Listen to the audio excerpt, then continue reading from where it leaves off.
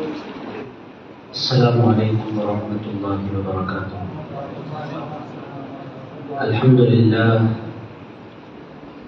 للہ الذی نزل الفرقان علی عبده لیکون للعالمین نذیرا والصلاة والسلام علی خیر الورى سیدنا وشفیعنا وحبیبنا ونبینا ومولانا محمد المصطفى وعلى آله بالصدق والصفا وأصحابه نجوم الهدى ومن تبعهم بإحسان إلى يوم الجزاء، أما بعد، فقد قال الله تبارك وتعالى في القرآن المجيد والفرقان الحميد: فأعوذ بالله من الشيطان الرجيم، بسم الله الرحمن الرحيم، قد أفلح من تزكى وذكر اسم ربه فصلى بل تؤثرون الحياة الدنيا والآخرة خير وأبقى، صدق الله العظيم۔ وقال الله تبارك وتعالى في شأن حبيبه ونبيه ورسوله: إن الله وملائكته يصلون على النبي يا أيها الذين آمنوا صلوا عليه وسلموا تسليما۔ اللهم صل وسلم وزد وبارك على حبيبك سيدنا وشفيعنا ونبينا ومولانا محمد وعلى آله وصحبه ووارث حاله ومظهر كماله وابنه الكريم وولده الشريف الغوث العظيم، والحمد لله رب العالمين۔ محفل میں اسٹیج پر تشریف فرما انتہائی معزز مکرم جمیع بزرگان، بالخصوص حافظ القاری مولانا بشیر احمد صاحب قادری مدث اللہ العالی، مسجد حاضر کے سیکرٹری حاجی دادا صاحب مدث اللہ العالی، ہماری اس مسجد کے امام، نائب امام، مؤذن محترم، جمیع بزرگوں، نوجوان دوستوں، عزیز ساتھیوں، پیارے بچوں، آج کی مبارک محفل بلہاری کی اس مبارک سرزمین پر منعقد جو کی گئی ہے، اس کا مقصد یہ ہے کہ حضرت سرکار عبداللطیف لاہوری کا مختصر سا تذکرہ ہو، اور عزیزان گرامی القدر حضرت عبداللطیف لاہوری قدس اللہ تعالیٰ سر العزیز کے تذکرے سے قبل یہ ضروری ہے کہ ہم قرآن کے میسیج کو سمجھیں، قرآن کے پیغام کو سمجھیں۔ عزیزان گرامی القدر پھر تھوڑا سا میں تمہیدی گفتگو کرنے کے بعد آپ کو لے کر چل پڑوں گا حضرت عبداللطیف لاہوری قدس اللہ تعالیٰ سر العزیز کے ذکر مبارک کی طرف۔ بلاری میں کوئی ایسا بندہ نہیں ہے، کیونکہ بلاری ایک ایسا شہر ہے جہاں بکثرت اولیاء اللہ کے چاہنے والے پائے جاتے ہیں۔ سے آ رہا جہاں جس گھر کے سامنے محبوب سبحانی کا نام لکھا ہوتا ہے، عزیز دوستوں، مطلب یہ ہے کہ یہاں کے لوگوں کی کٹھی میں اولیاء اللہ کی محبت اللہ تعالیٰ نے ڈال دی۔ عزیز دوستوں، یہ بلاری پر اللہ تعالیٰ کا بڑا فضل ہے اس زمانے میں، جب کہ لوگ اہل اللہ سے، اولیاء اللہ سے، اللہ والوں سے دور ہوتے چلے جا رہے ہیں، اس زمانے میں بھی بلاری پر اللہ نے فضل فرمایا۔ یہاں کے لوگ کل بھی غوث پاک کی بارگاہ سے قریب تھے، آج بھی غوث پاک کی بارگاہ سے قریب ہیں۔ تو عزیزوں، انٹرنیٹ کی ترقی کی وجہ سے اور مختلف جماعتوں کے نکل جانے کی وجہ سے جہاں لوگ اللہ والوں سے دور ہو گئے، اللہ والوں سے اور اہل اللہ سے اور اولیاء اللہ سے دور ہو گئے، اس زمانے میں بلاری کے لوگوں نے اللہ والوں کا دامن نہیں چھوڑا۔ عزیز دوستوں، اللہ والا یا ولی اللہ کوئی بندہ کیسے ہے، یہ سب سے زیادہ امپورٹنٹ کوشچن ہے۔ عزیزان گرامی القدر، کون سی چیز ہے جو بندے کو اللہ سے دور کر دیتی ہے، اور کیا وہ چیزیں ہیں جن کو اپنا کر بندہ اللہ سے قریب ہو جاتا ہے؟ عزیز دوستوں، کیا ولی بننے کے لیے ایک بہت بڑا خاندان ضروری ہے؟ یہ دو چار بیسک کوشچن ہیں جن کا آنسر ہمیں حاصل کرنا ہے، پھر انشاءاللہ تعالیٰ حضرت سرکار لاہوری کا میں ذکر کروں گا۔ آپ اطمینان سے بیٹھے، میں بہت لمبی چوڑی تقریر کرنے کے بالکل موڈ میں نہیں ہوں۔ آپ حضرات چونکہ مغرب کے بعد کام کا وقت ہے، کام کا وقت بھی ورکنگ ڈے، اس کے باوجود آپ نے وقت نکالا، محبتوں کے ساتھ مسجد کے صحن میں بیٹھ گئے، کہ میں بڑی محبتیں آپ حضرات کی ہیں، ورنہ ورکنگ ڈیز میں مغرب کے بعد کوئی بندہ کسی کے لیے بیٹھا نہیں کرتا۔ آپ لوگ تشریف فرما رہے ہیں میری باتیں سننے کے لیے، میرے لیے سعادت کی بات ہے، مگر میں بھی اس کا ایسا فائدہ نہیں اٹھاؤں گا کہ دوسری مرتبہ قسم کھا لیں گے، ان کی تقریر نہیں بیٹھیں گے۔ عزیزان گرامی القدر، بالکل سیدھی سادھی چند باتیں عرض کروں گا، پھر میں اپنی تیزی سے اپنی باتوں کو سمیٹ لوں گا، بنیادی باتیں، اور وقت کے اندر انشاءاللہ تعالیٰ 8:15 بجے ہماری جماعت ہو سکتا ہے، 8:30 بجے تک کا آگے اندر انشاءاللہ میں اپنی باتوں کو سمیٹ لوں گا۔ عزیزان گرامی القدر، حضرت عبداللطیف لاہوری اللہ کے ولیوں میں سے ایک ولی ہے۔ عزیز دوستو، یہ بندہ ولی کیسے بنتا ہے، یہ بہت زیادہ امپورٹنٹ بات ہے۔ آج کل ہم نے یہ سمجھ رکھا ہے کہ ولایت کا دروازہ پچھلے لوگوں پر بند ہو گیا، اب ہم میں سے کوئی ایسا بندہ نہیں پیدا ہو سکتا جس کو اللہ اپنا دوست بنائے۔ عزیز دوستو، ایسا نہیں ہے۔ قیامت کے آنے تک، حضرت امام مہدی کی دنیا میں جلوگری تک، ہر زمانے میں ہر علاقے میں ایسے بندے پیدا ہوتے رہتے ہیں جن کو اللہ اپنا دوست بنا لیا کرتا ہے۔ میرے دوستوں، وہ دوست کون ہو سکتا ہے؟ کیا اس کے لیے کوئی بہت بڑا خاندان ضروری ہے؟ عزیزان کرام قدر، اگر آپ دیکھیں حضرت خواجہ حسن بصری کی طرف، اگر آپ دیکھیں حضرت خواجہ حبیب عجمی کی طرف، اگر آپ دیکھیں حضرت خواجہ ذوالنور مصری کی طرف، اگر آپ نگاہ اٹھا کر دیکھیں حضرت ابوبکر شبلی کی طرف، اگر آپ نگاہ کر کے دیکھیں حضرت معروف کرخی کی طرف، اگر آپ نگاہ کر کے دیکھیں حضرت جنید بغدادی کی طرف، عزیزان کرام قدر اگر آپ نگاہیں اٹھا کر دیکھیں حضرت امام اعظم ابو حنیفہ کی طرف، حضرت امام مالک کی طرف، حضرت امام شافعی کی طرف، حضرت امام احمد بن حنبل کی طرف، عزیز دوستوں یہ اولیاء اللہ کی جماعت ہے۔ حضرت بابا فرید الدین گنج شکر اور حضرت نصیر الدین جناح دلی، ان ساروں کا تعلق حضور کے خاندان سے نہیں ہے، اس کے علاوہ بہت سے اولیاء اللہ کو مل سکتے ہیں جن کا تعلق رسول اللہ کے خاندان سے نہیں ہے۔ یہ ضرور ہے کہ حضور کے خاندان میں اللہ نے برکت رکھی ہے، بکثرت اولیاء اللہ خاندان رسول میں ہوتے ہیں، مگر ایسا نہیں ہے کہ جو حضور کے خاندان سے نہیں ہے اللہ اس کو اپنا دوست نہیں بناتا۔ عزیز دوستو، غیر خاندان رسول میں بھی بکثرت اولیاء اللہ ہوئے ہیں، ہو رہے ہیں، ہوتے رہیں گے۔ میرے دوستو، یہ پہلی بات ہے جو ہمیں اپنے ذہن و دل میں بٹھا دی ہے کہ اللہ کی ولایت، اللہ کی دوستی ہمیں بھی مل سکتی ہے۔ میرے دوستو، ہم نے یہ سمجھ لیا ہے کہ اولیاء اللہ الگ ہیں، ہمارا ان سے کوئی ایسا لینا دینا نہیں ہے، ہم ان کی کیٹیگری میں کبھی پہنچ نہیں سکتے، یہ غلط فہمی ہے۔ دوستو، سب سے پہلے آپ ذکر ولی کی مجلس میں بیٹھے ہیں، اس مسکنسپشن کو اپنے ذہن و دل سے نکالنا ہوگا کہ مجھ پر اللہ کی محبوبیت کے دروازے بند ہیں۔ عزیزان کرام قدر، جب بھی کوئی بندہ اللہ کی راہ میں کوشش کرتا ہے اللہ تعالیٰ اپنی رحمت کے دروازے اس بندے پر کھول دیا کرتا ہے۔ میرے دوستو، یہ سب سے پہلا مسکنسپشن ہے جو اس وقت اہل سنت میں پایا جا رہا ہے، اس کی وجہ سے لوگ اللہ سے بہت دور ہوتے چلے جا رہے ہیں۔ ہمارے ذہنوں میں یہ بات بٹھا دی گئی ہے کہ وہ الگ ہے، ہم الگ ہیں۔ عزیزان کرام، یقینی طور پر اللہ نے اہل اللہ کو بڑی عظمتوں سے نوازا ہے، مگر کوئی بندہ ان کا سچا غلام بن جائے تو آج بھی اس پر فضل ہو سکتا ہے، آج بھی اس پر رحمت ہو سکتی ہے، آج بھی اس بندے پر فضل کے دروازے کھل سکتے ہیں، آج بھی اللہ کسی بھی بندے کو اپنا دوست بنا سکتا ہے۔ اور اللہ دوست بناتا کیسے ہے؟ اور میرے دوستوں، اس میں رکاوٹ کیا بنتی ہے اس موضوع پر میں چند باتیں آپ کی خدمت میں عرض کرتا ہوں۔ میرے دوستوں، زندگی نام کس کا ہے؟ زندگی نام پیسوں کا نہیں ہے۔ عزیزان کرام، زندگی نام کس کا ہے؟ زندگی نام مکانوں کا نہیں ہے۔ عزیز دوستوں، زندگی نام کس کا ہے؟ زندگی نام دکانوں کا نہیں ہے۔ عزیز دوستوں، پھر زندگی نام کس کا ہے؟ عزیز دوستوں میرے بھائیوں، مال تو غیروں کے پاس بھی ہے۔ ہمارے یہاں بلداری اور کرناٹک اور آندھرا کے علاقوں میں ہمارے جو رڈی بھائی ہوتے ہیں بہت امیر ہوتے ہیں، ہمارے ہندو بھائی بہت امیر ہوتے ہیں، رڈیوں کی ایک دھوم ہے ہمارے علاقوں میں۔ عزیز دوستوں، آندھرا میں تو ان کا پورا قبضہ ہے۔ میرے دوستوں، جہاں انسان تصور نہیں کر سکتا ایک دن رہنے کا، وہاں کے بڑے بڑے بنگلے۔ میرے دوستوں، اصل جو زندگی کا مقصود ہے وہ ہم اس دنیا میں کیوں ہے؟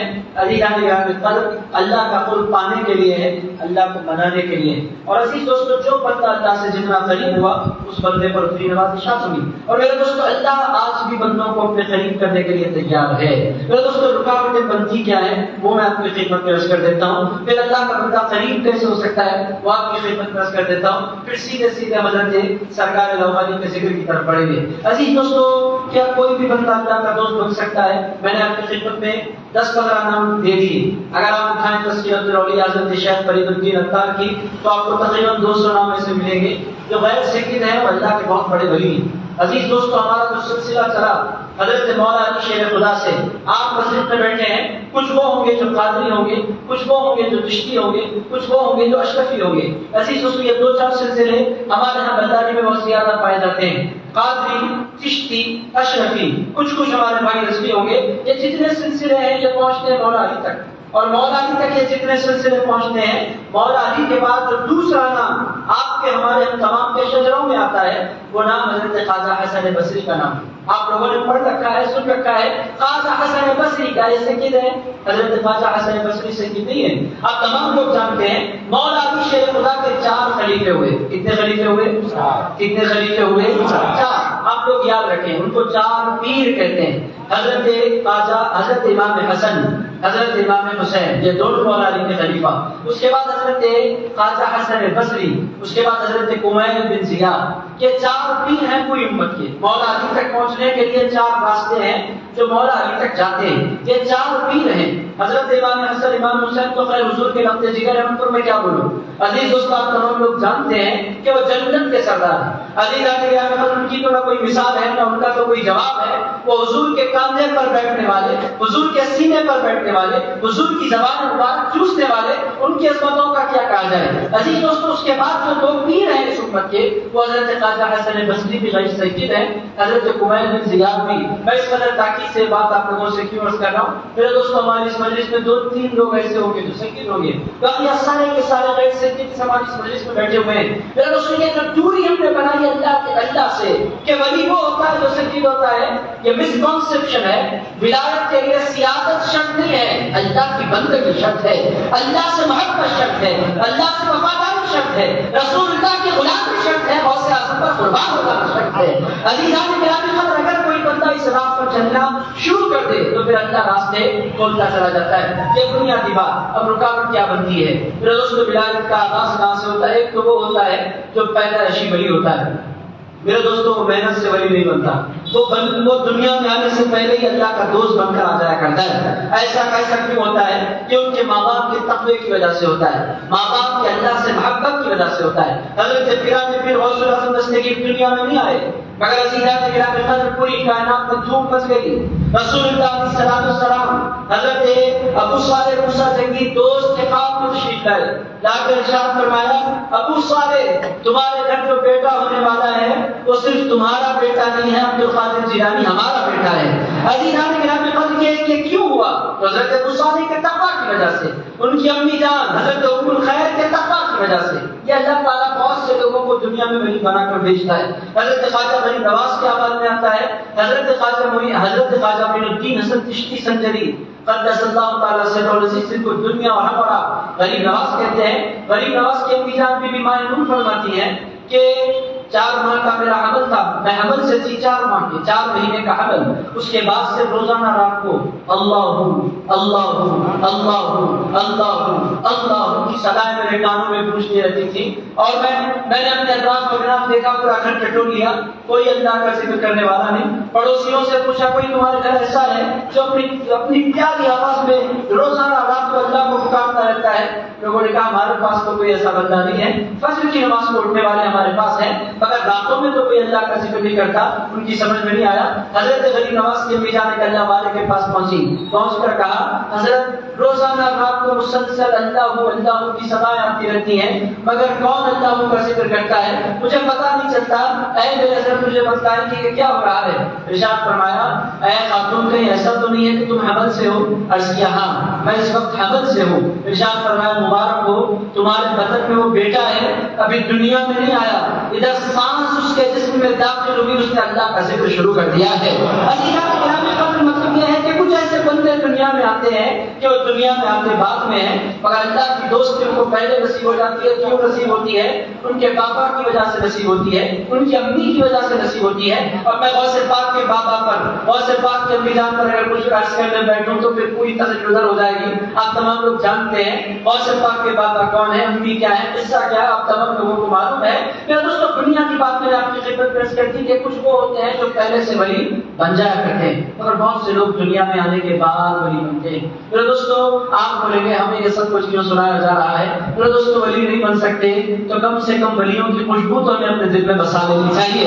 عزیز دوستوں اگر ہم ولی نہیں بن سکتے تو کم سے کم ان کی بو تو ہمارے اندر پائی جانی چاہیے. عزیز دوستوں آپ کو سمجھنا چاہتے ہیں تو یوں سمجھ سکتے ہیں کہ کپڑے میں آپ ادھر باندھ کر رکھیں، ادھر بہت دنوں تک باندھ کر رکھیں، اس کے بعد ادھر نکال دیں مگر کپڑے کے اندر خوشبو آ جائے گی. وہ کپڑا ادھر نہیں ہوگا مگر چونکہ ادھر کے ساتھ اس نے وقت گزارا ہے تو وہ خوشبو جو ادھر میں پائی جاتی ہے کپڑے کو بھی اس کی خوشبو نصیب ہو جایا کرتی ہے. عزیز دوستوں ولی اگر نہیں بھی بن سکتے تو ہمیں کم سے کم سمجھنا چاہیے کہ ایک راستہ ہے جس پر چل کر خدا ملتا ہے. عزیز دوستوں یہ ہمیں تمنا ہونی چاہیے کہ اگر تم جیسے نہیں بن سکے کم سے کم ان کے غلام جیسے تو بن جائے. عزیز دوستوں اگر تم جیسے نہیں بن سکتے کم سے کم کوئی خصلت تو صحیح ان کی ہمارے اندر پیدا ہو جائے. پھر اس ہم نے زندگی گزارنے کا طریقہ کیا بنایا؟ وہ الگ دنیا ہے، ہماری دنیا الگ ہے. وہ اچھی دنیا کے لوگ ہیں، ہم گندی دنیا کے لوگ ہیں. عزیز دوستوں وہ بھی اسی دنیا میں آئے تھے. انہوں نے کیا تھا؟ اس گندی دنیا کو انہوں نے گندگی کے لیے استعمال نہیں کیا تھا، گندگی کو ہٹا کر مولا کا قرب پانے کے لیے زندگی گزاری تھی. میرے دوستوں یہ پہلی بات دنیا آخری بات میں آپ کی خدمت پیش کرنا چاہتا ہوں کہ آج بھی اللہ مل سکتا ہے، آج بھی بندہ اللہ کو پا سکتا ہے، آج بھی بندہ اللہ کے قریب ہو سکتا ہے۔ یہ جلسہ آج کا کیوں ہے؟ ہم اس پہلو پر غور کرنے والے بنے۔ میرے دوستوں، زندگی گزر رہی ہے چٹکیوں کی طرح، کب کب بندہ پیدا ہوتا ہے، کب وہ 15 سال کا ہو جاتا ہے۔ اب میں پلٹ کر دیکھ رہا ہوں تقریباً میری زندگی کے 38 سال گزر گئے۔ عزیز دوستوں، کیسی گزر گئی زندگی انسان کو احساس بھی نہیں ہوتا، اور عزیز دوستوں دیکھتے ہی دیکھتے بندہ قبر کی طرف چلا جاتا ہے۔ یہی دنیا کا قانون ہے۔ اور میرے دوستوں، دنیا کتنی بے وفا ہے۔ آج میں بندہ کیا ہے، پرانے پیروں کا میں نام لے رہا ہوں تو یاد آ رہے ہیں، عزیز آپ کے نام نہ لو تو یاد بھی نہیں آتے۔ اتنی بے وفا یہ دنیا ہے۔ میرے دوستوں، بڑے بڑے لوگ دنیا سے چلے جاتے ہیں۔ کسی شاعر نے کہا تھا، میں اہم تھا یہ میرا وہم تھا۔ عزیز دوستوں، دنیا میں انسان کا پلان میرے بغیر یہ دنیا نہیں چل سکتی، مگر انسان چلا جاتا ہے اور دنیا اس کو بالکل لائٹ لے لیتی ہے، بالکل دنیا اس کو فراموش کر دیتی ہے، بالکل اس کو دنیا بھلا دیتی ہے۔ اس دنیا میں باقی کون رہ جاتے ہیں؟ باقی صرف وہ رہتے ہیں جو دنیا سے دل نہیں لگاتے، دنیا کے بنانے والے سے دل لگایا کرتے ہیں۔ عزیزان گرامی، باقی کون رہ جاتے ہیں؟ ورنہ پوری دنیا فانی ہے، ہلاک ہے۔ میرے دوستوں، یہ سبجیکٹ ہم سننا نہیں چاہتے، مگر ہمیں سننا ہے، غور کرنا ہے۔ میرے دوستوں، صرف پیسہ دنیا نہیں ہے۔ عزیزان گرامی، اس دنیا میں ہم صرف پیسوں کے لیے نہیں آئے، دکان اور مکان کے لیے نہیں آئے۔ عزیزان گرامی، ہم ایک بہت بڑے مقصد کے تحت اس دنیا میں بھیجے گئے ہیں۔ وہ مقصد کیا ہے؟ وہ اپنے اللہ کو راضی کرنا، وہ اپنے پروردگار کو منانا، اس سے دل لگانا۔ کبھی ایسا بھی ہو کہ مجھ سے باتیں کریں، کبھی ایسا بھی ہو کہ مجھ سے دل لگائیں، کبھی ایسا بھی ہو کہ ہم اس کو اپنے ٹکڑے سنائیں، کبھی ایسے لمحات بھی آئے کہ ہم اس کی بارگاہ میں ہاتھ پھیلا کر بیٹھے۔ میرے دوستوں، بنداری کے میرے بھائیوں، یہی اصل زندگی کا مقصود ہے۔ قرآن کی 2-3 آیتیں میں نے پڑھی، ان کو پڑھ دیتا ہوں، رکاوٹ کیا بیان کر دیتا ہوں، پھر سیدھے آپ کو سرکار روحانی کی بارگاہ میں لے کر چلتا ہوں۔ عزیزان گرامی، جو آیتیں میں نے پڑھی ہیں، یہ آیتیں حضور پاک علیہ السلام ہر جمعہ پڑھا کرتے تھے، اور رسول اللہ علیہ السلام تقریباً ہر عید میں انہیں آیتوں کی تلاوت کرتے تھے۔ حضور پاک علیہ السلام وطر کی امامت فرماتے تو انہیں آیتوں کی تلاوت کرتے تھے۔ آج بھی آپ مکہ معظمہ مدینہ منورہ کی تلاوت وطر کی نماز اٹھا کر سنیں۔ ہر روز رات وطر میں، رمضان کی راتوں میں جب نماز وطر ادا کی جاتی ہے، جس کو واجب الوطر کہتے ہیں، واجب الوطر کی جب نماز ہوتی ہے، پوری آپ دیکھیں مکہ اور مدینے میں یہی سورت کی تلاوت ہوتی ہے۔ سورت کا نام ہے سورۃ الاعلیٰ۔ سورۃ الاعلیٰ یہ پہلی رکعت میں پڑھتے ہیں، دوسری رکعت میں قل یا ایھا الکافرون، تیسری رکعت میں قل ھو اللہ احد۔ اور جن کو یہ سورت یاد نہیں ہوتی وہ پہلی رکعت میں اذا جاء، دوسری رکعت میں تبت یدا، تیسری رکعت میں قل ھو اللہ احد پڑھتے ہیں۔ عام طور پر ہم عام حضرات وتر کی نماز میں اسی طرح پڑھتے ہیں۔ جو حافظ ہوتے ہیں سورۃ الاعلیٰ پڑھتے ہیں۔ سورۃ الاعلیٰ کی آخری حصے کی 2-3 آیتیں میں نے پڑھی ہیں، آپ دل لگا کر سنیں۔ میری باتیں سمجھ میں تو آ رہی ہے نا؟ آپ لوگوں کا بور تو نہیں کر رہا ہوں آپ لوگوں کو؟ عزیزان گرامی، باتیں سمجھ میں آ رہی ہیں؟ میں سیدھی سیدھی باتیں کرنے والا ہوں، اور بالخصوص جب میں مسجد میں بیٹھ جاتا ہوں تو زیادہ ادب میں آ جایا کرتا ہوں۔ بہت سے علماء کرتے ہیں چیچی چاٹا، میں بالکل اس کو پسند نہیں کرتا۔ تھوڑا سا بندہ مسکرا لے تاکہ بات اس کی سمجھ میں آ جائے۔ اگر عزیزان گرامی، جس مقام پہ ہم بیٹھے ہیں یہ انتہائی بابرکت مقام ہے، اس کو مسجد کہتے ہیں، تو ادب کا لحاظ رکھتے ہوئے مجھے بات کرنی پڑے گی۔ عزیز دوستوں، میں آپ کی خدمت میں عرض کروں کہ سورۃ الاعلیٰ میں اللہ تعالیٰ ارشاد فرماتا ہے قد افلح من تزکیٰ۔ اللہ پاک فرماتا ہے کامیاب وہ ہو گیا جس نے اپنے دل کو پاک کر لیا۔ قد افلح من تزکیٰ، ارشاد فرمایا کامیاب وہ ہو گیا جس نے اپنے دل کی دنیا کو پاک کر لیا۔ پھر دوستوں، مطلب کیا ہے؟ اس دنیا میں ہم آئے اس واسطے ہیں کہ ہم اپنے دل کو پاک کریں۔ عزیز دوستوں، اور یہ دل کا قصہ کیا ہے؟ عزیزان گرامی، قلب، یہ دل پاک ہوتا ہے پھر ناپاک ہوتا ہے، دل پاک ہوتا ہے پھر ناپاک ہوتا ہے۔ دل باضابطہ گندگیوں کی طرف جاتا رہتا ہے۔ قد افلح من تزکیٰ، اللہ پاک فرماتا ہے اللہ صورت نہیں دیکھتا، اللہ شکل نہیں دیکھتا، اللہ خاندان نہیں دیکھتا، اللہ رتبہ نہیں دیکھتا، اللہ مان نہیں دیکھتا۔ عزیزان گرامی، اللہ کے پاس یہ ساری چیزیں کوئی معنی نہیں رکھتی۔ آپ کتنے بڑے خاندان کے ہیں کوئی میٹر نہیں ہوتا۔ عزیزان گرامی، آپ کے پاس پیسہ کتنا ہے، اللہ فرماتا ہے تیرے پاس کیا پیسہ، تیرے پاس ہے ہی کتنا۔ عزیزان گرامی، نو میٹر، اس کا یہ کوئی میٹر نہیں رکھتا۔ میرے دوستوں، آپ کی شکل صورت کتنی اچھی ہے یہ کوئی میٹر نہیں رکھتا۔ عزیز دوستوں، اچھی شکل والے بہت خوبصورت صحابہ بھی تھے، مگر رسول اللہ صلی اللہ علیہ وسلم نے جب مکہ فتح ہوا، عزیز دوستوں کعبہ فتح ہوا اور اذان حضور پاک علیہ السلام نے دلانے کا ارادہ فرمایا۔ عزیز دوستوں، پورے مکے کے سردار کھڑے تھے، عرب کے بڑے بڑے رؤسا موجود تھے، 10,000 لوگ وہاں موجود تھے جب مکہ فتح ہوا تھا۔ رسول اللہ صلی اللہ علیہ وسلم نے اذان تو حضور پاک علیہ السلام نے فرمایا پورے بڑے سردار تھے جن کا خاندان بھی بڑا تھا، آوازیں بھی بڑی تھی، حسن بھی تھا، پیسہ بھی تھا، جمال بھی تھا، جوانی بھی تھی، اور وہ آزاد دینے کے لیے بے تھے، چونکہ تاریخ میں نام لکھا جانے والا تھا۔ کعبے میں پہلی مرتبہ اللہ کا نام بلند ہو رہا تھا، 1500 سال سے بلند ہو رہا ہے، صبح قیامت تک بلند ہوتا رہے گا، مگر سب سے پہلی اذان السلام نے اذان دلوانے کا ارادہ ہوا تو حضور نے پہلا کیا فرمایا؟ میرا بلال کہاں ہے؟ عزیزان گرامی، حضور نے فرمایا میرا بلال کہاں ہے؟ میرا دوستو، حضرت بلال نہ بہت بڑے خاندان سے تعلق رکھتے تھے، نہ ان کے پاس پیسہ کوئی زیادہ تھا، نہ ان کے پاس جمال کوئی زیادہ تھا، نہ ان کے کپڑے بہت اچھے تھے، وہ سمپل سے کپڑے پہنتے، پھٹے پرانے کپڑے، ان کے ہونٹ موٹے موٹے، ان کا چہرہ کالا۔ عزیزان گرامی، پیسہ ان کے پاس نہیں، خاندانی کوئی بیک گراؤنڈ نہیں، مکے میں مارا جاتا تھا، پیٹا جاتا تھا، ظلم کی کیا ہوتی تھی، وہ جیسے کہ میرا بلال۔ رسول اللہ صلی اللہ علیہ وسلم نے فرمایا میرا بلال کہاں ہے؟ حضرت بلال حبشی نے کہا لبیک وسعدیک یا رسول اللہ، میرے سرکار فدا کافی ہوگی یا رسول اللہ، میرے سرکار آپ پر میری ماں قربان، آپ پر میرے باپ قربان۔ اس موقع پر جب سب لوگ بلانے کے لیے تیار ہیں، آپ نے غلام کو یاد فرمایا ہے، حضور آپ پر میں قربان ہو جاؤں، حضور نے یاد کیوں فرمایا؟ ارشاد فرمایا بلال اذان دینے کا موقع ہے۔ حضور سے عرض کیا حضور یہاں کوئی ممبر نہیں ہے، کہاں چڑھ کر اذان دوں؟ آپ نے مجھے سکھلایا ہے کہ کسی اونچے مقام پر کھڑے ہو کر میں اذان دوں، سرکار کہاں سے؟ ارشاد فرمایا بلال کوئی ممبر نظر نہیں آ رہا۔ عرض کیا حضور نظر نہیں آ رہا؟ ارشاد فرمایا ایک کام کرو، کعبے کی چھت پر چڑھ جاؤ۔ پورے لوگ نیچے کھڑے تھے، ایک حضور کا غلام کعبے کی چھت پر چڑھا تھا۔ عزیزان گرامی، کعبے کی چھت پر چڑھ قبلے کی طرف ہونا چاہیے، حضور کعبے کی طرف رخ کرنا چاہیے۔ کعبہ نیچے ہے، میں کیا کروں؟ کعبہ نیچے، میں اوپر، اب میں کس کی طرف رخ کروں؟ ارشاد فرمایا بلال تمہارا دل کیا بولتا ہے وہ بولو۔ کہنے لگے سرکار اب تک کعبے کی طرف رخ کر کے اذان دی ہے، بلال کا دل چاہتا ہے کہ کعبے کی طرف رخ کر کے اذان دے۔ یہ ہے سیدنا بلال۔ میں اب اور زیادہ زمین نہیں جاتا عزیز دوستو، تو قد افلح من تزکا، اللہ تعالیٰ فرماتا ہے کامیاب وہ ہوا جس نے اپنے دل کو پاک کیا۔ سرکار لاہوری کو 400 سال 450 سال گزرنے کے بعد ہم کیوں یاد کر رہے ہیں؟ انہوں نے اپنے دل کو پاک کرنے پر محنت کی ہے۔ قد افلح من تزکا، کامیاب وہ ہوا جس نے اپنے دل کو پاک کیا۔ اور پھر اللہ تعالیٰ نے فرمایا وَذَكَرَ اسْمَ رَبِّهِ فَصَلَّى، اور جس نے اپنے رب کے نام کا ذکر کیا، وَذَكَرَ اسْمَ رَبِّهِ، رب کو یاد کیا، رب کے نام، اللہ اللہ اللہ اللہ، جس نے اپنی زندگی کو اللہ کی یاد میں گزارا، وَذَكَرَ اسْمَ رَبِّهِ، جس نے اپنے رب کے نام کا ذکر کیا، فَصَلَّى، پھر اس نے نماز قائم کی۔ اللہ تعالیٰ فرماتا ہے یہ بندہ کامیاب۔ میرے دوستوں آئیے حضرت سرکار لاہوری کی طرف میں آپ کو لے کر چل پڑتا ہوں۔ عزیزان گرامی قدر، بنیادی بات آپ کے سمجھ میں آ گئی، دل اصل ہے۔ میرے دوستوں نہ صورت اصل ہے، نہ شکل اصل ہے، نہ پیسہ اصل ہے، نہ خاندان اصل ہے، اصل جو چیز ہے وہ دل ہے۔ بڑے بڑے خاندان کے لوگ گمنامی کے دلدل میں گم ہو جاتے ہیں، اور جو بندہ ان کا دیوانہ ہو جاتا ہے گمنامیوں سے اٹھ کر ایک بہت بڑا اللہ کا ولی بن جایا کرتا ہے۔ عزیز دوستوں تو اصل جو چیز ہوتی ہے وہ ہے دل۔ دل کون سا بندہ کتنا کامیاب اور کتنا صاف لے کر جاتا ہے یہ زیادہ معنی رکھتا ہے۔ اب رکاوٹ کیا ہے وہ بھی آپ کی خدمت درج کر دیں، سوچو کہ رکاوٹ پتہ نہیں ہوگی تو پھر بندہ پاک کیسے کرے گا؟ دل کو پاک کرنے میں رکاوٹ کیا ہے؟